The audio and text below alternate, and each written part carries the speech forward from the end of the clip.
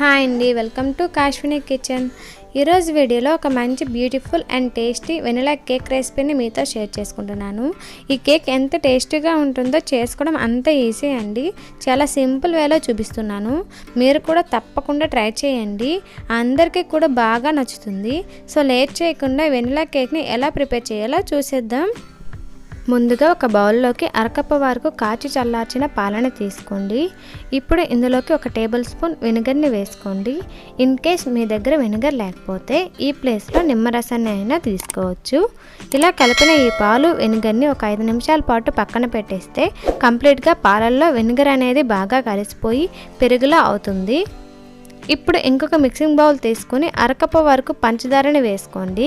ఇందులోనే పావు cup refined ఆయిల్ని, ఈ ప్లేస్లో మీరు కావాలంటే బటర్ని అయినా తీసుకోవచ్చు. అలాగే పావు కప్పు కమ్మని పెరుగును వేసుకోండి. పెరుగు పుల్లటిది తీసుకుంటే కేక్ టేస్ట్ అనేది మారిపోతుంది కాబట్టి ఫ్రెష్ పెరుగు తీసుకోండి. ఇలా తీసుకున్న వీటన్నిటిని బాగా కలపండి. ఒక 2-3 నిమిషాలు ఇలా బాగా కలిపితే ఇదంతా కూడా సిల్కీ స్మూత్లా ఇలా వస్తుంది. ఇలా వచ్చాక ఇప్పుడు దీనిపైన ఒక జాలిని పెట్టి 1 కప్పు మైదా పిండిని, అలాగే 1 టీ స్పూన్ బేకింగ్ పౌడర్ని, 1/2 టీ స్పూన్ బేకింగ్ సోడాను, చిటికెడంత ఉప్పును వేసి బాగా జల్లించండి. ఇలా జల్లించిన తర్వాత 1/2 టీ స్పూన్ వెనిలా ఎసెన్స్ని వేసుకోండి. ఇక్కడ మనం వెనిలా కూల్ కేక్ని చేస్తున్నాం కాబట్టి వెనిలా ఎసెన్స్ని కంపల్సరీగా తీసుకోవాలి అండి. అప్పుడే మనకు టేస్ట్ అనేది బేకరీలోలా పర్ఫెక్ట్గా వస్తుంది. మీరు కావాలంటే ఈ ప్లేస్లో ఇలాచీ పౌడర్ని తీసుకోవచ్చు, కానీ వెనిలా కూల్ కేక్లా కాకుండా నార్మల్ కేక్లా వస్తుంది.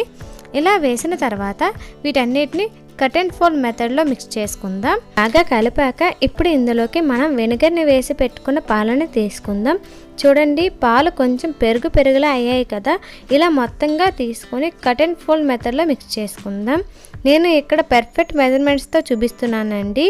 మీరు ఇంట్లో ఉండే ఏదైనా కప్ కొలతగా తీసుకొని అన్నీ కూడా నేను చెప్పినట్టు చేస్తే మీకు పర్ఫెక్ట్గా వస్తుంది. ఇలా రెబ్బన్ బ్యాటర్లో కేక్ బ్యాటర్ని ప్రిపేర్ చేసుకున్నాక కేక్ ప్యాన్ని కానీ లేదా ఏదైనా అల్యూమినియం బౌల్ని కానీ తీసుకోండి. నేను అల్యూమినియం బౌల్ని తీసుకొని కొంచెం ఆయిల్ని గ్రేట్ చేసి బటర్ పేపర్ని వేసుకున్నాను. మీ దగ్గర బటర్ పేపర్ లేకపోతే మైదాని వేసి ప్యాన్ మొత్తం స్ప్రెడ్ చేసుకోండి. ఇప్పుడు మనం ప్రిపేర్ చేసుకున్న బ్యాటర్ని వేసుకుందాం.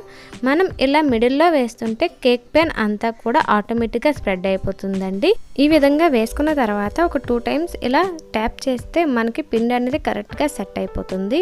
ఇప్పుడు వీటిని బేక్ చేసుకోవడానికి నేను మరొక పక్కన 6-7 నిమిషాల ముందు ఒక పెద్ద ప్యాన్లో 1 కప్ సాల్ట్ని వేసి మట్టెని పెట్టుకొని మూతను పెట్టి ప్రీహీట్ చేసుకున్నాను.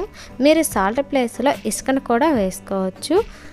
ప్రీహీట్ చేసుకున్న తర్వాత మూతను తీసి మనం ప్రిపేర్ చేసుకున్న బ్యాటర్ టిన్ని ఇందులో పెట్టుకొని మీడియం ఫ్లేమ్లో ఒక 20 to 25 మినిట్స్ వరకు బేక్ చేసుకోండి.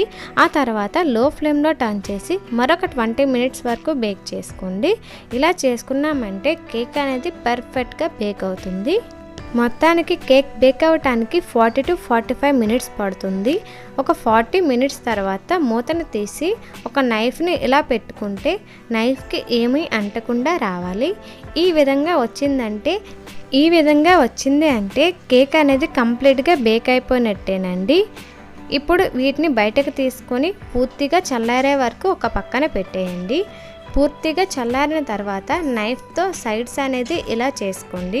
ఈ విధంగా చేసుకున్నామంటే కేక్ ట్యాప్ చేసేటప్పుడు వెంటనే పడిపోతుంది ప్లేట్లో. ఇప్పుడు ప్లేట్ని తీసుకొని ఈ టిన్ని బోర్లా పెడితే కేక్ అనేది పడిపోతుందండి. మనం ట్యాప్ చేయాల్సిన అవసరం కూడా లేదు. అదే ఈ ప్లేస్లో మీరు మైదాని వేసుకుంటే ఒకసారి ట్యాప్ చేస్తే పడిపోతుంది. పైన బటర్ పేపర్ని తీసేస్తే అంతేనండి, మనకి స్పాంజీ వెనిలా కేక్ అనేది రెడీ అయిపోయింది. చూస్తున్నారు కదా, నేను హ్యాండ్తో ప్రెస్ చేస్తే ఎంత స్పాంజీగా కనిపిస్తుందో. ఈ విధంగా మనం హ్యాండ్తో ప్రెస్ చేస్తే ఇలా లోపలికి వెళ్తే కేక్ అనేది పర్ఫెక్ట్గా బేక్ అయినట్టు.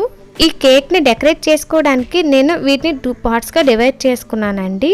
ఒక థ్రెడ్ని తీసుకొని మిడిల్లో పెట్టి ఈ విధంగా మనం తీసుకుంటే 2 పార్ట్స్ అనేవి సెపరేట్ అయిపోతాయి.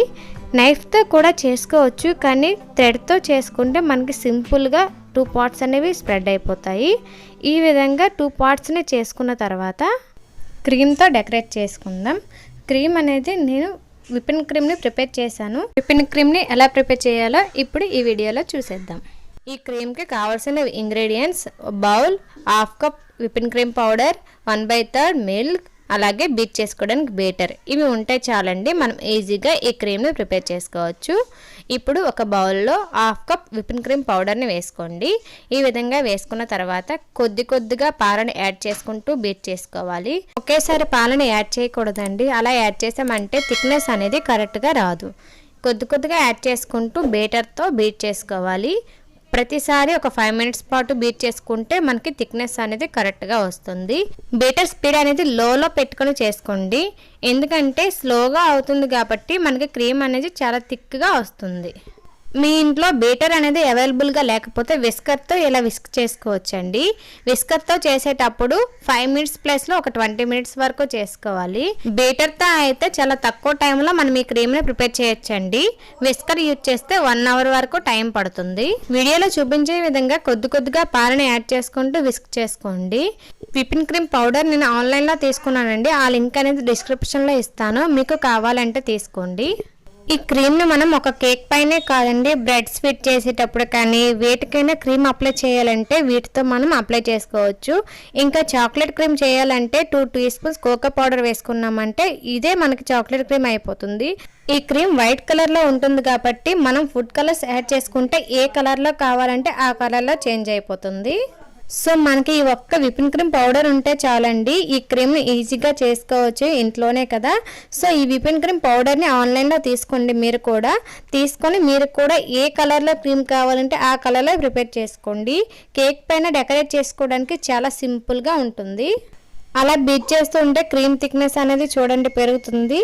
ఇలా ఒక 5 మినిట్స్ పాటు బీట్ చేసామంటే క్రీమ్ అనేది థిక్గా తయారవుతుంది. మళ్ళీ చెప్తున్నానండి, బీట్ చేసుకునేటప్పుడు లోలో పెట్టుకొని మాత్రమే చేసుకోవాలి, అలా చేసుకుంటేనే క్రీమ్ అనేది థిక్గా వస్తుంది. ఈ విధంగా వీడియోలో చూపించేటట్టు ఫోమీ స్ట్రక్చర్లో రావాలి. ఇలా వస్తే క్రీమ్ అనేది పర్ఫెక్ట్గా తయారైనట్టు. ఇలా అయిన తర్వాత మరికొద్దిగా థిక్గా అవ్వడం కోసం ఒక 15 మినిట్స్ పాటు వీటిని రిఫ్రిజిరేటర్లో పెట్టుకోండి. రిఫ్రిజిరేటర్లో పెట్టిన తర్వాత చూపిస్తున్నాను. 15 మినిట్స్ తర్వాత తీసిన తర్వాత ఇలా బోర్లో పెడితే క్రీమ్ అనేది కింద పడకూడదు. ఇలా ఉంటే క్రీమ్ పర్ఫెక్ట్గా తయారైంది. ఇప్పుడు ఈ క్రీమ్తో కేక్ని డెకరేట్ చేసుకుందాం. నేను ఎలా డెకరేట్ చేసుకుంటున్నానో ఈ వీడియోలో క్లియర్గా చూపిస్తున్నాను, చూసేయండి.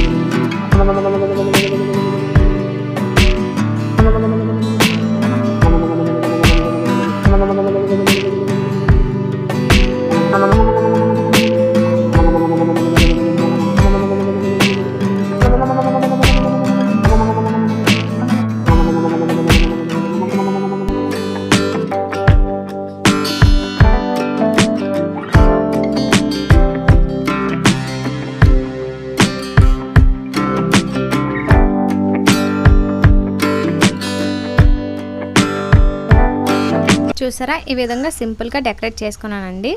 అంతేనండి, పర్ఫెక్ట్ వెనిలా కేక్ అనేది మనకి రెడీ అయిపోయింది. ఈ విధంగా మీరు చేసుకున్నారంటే ఇంట్లో వాళ్ళందరూ చాలా ఇష్టపడతారండి. బేకరీ స్టైల్లో పర్ఫెక్ట్గా ఎలా చేసుకోవాలో ఈ వీడియోలో చూపించాను కదా. మీరు కూడా ట్రై చేసి టేస్ట్ చేసి ఎలా వచ్చిందో కామెంట్ చేయండి. ఇలాంటి మరిన్ని టేస్టీ అండ్ సింపుల్ రెసిపీస్ కోసం మన ఛానల్ని సబ్స్క్రైబ్ చేసుకోండి. Thank you for watching.